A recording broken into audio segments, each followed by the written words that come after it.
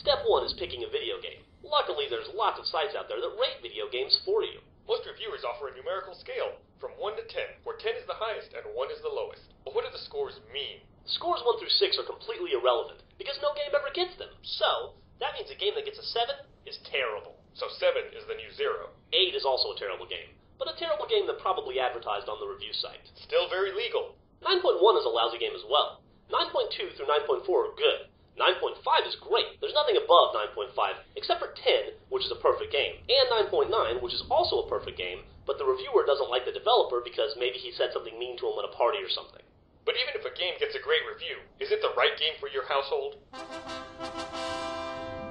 Luckily, each game is rated for content and broken down into several categories. First up is E, which is a game meant for anyone.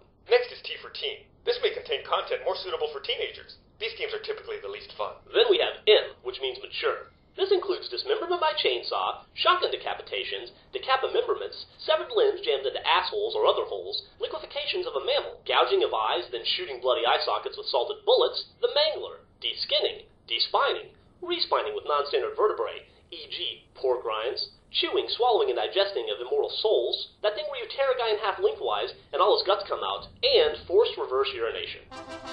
Can we stop that fucking horn already?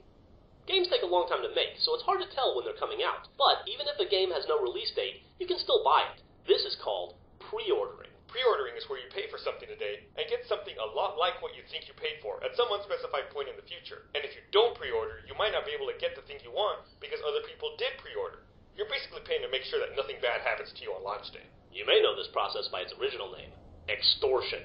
You can also attend a midnight launch, which is your way of telling the world, not only do I have nowhere better to be on a Monday night, but Tuesday morning is pretty much out of the picture too. Remember kids, buying video games may seem like a scary experience, but just remember this handy guide and you'll be happy, safe, and ready to play when the time comes. Join us next time for part 2 of our series, Sequels. Parts 3 and 4 are about that too.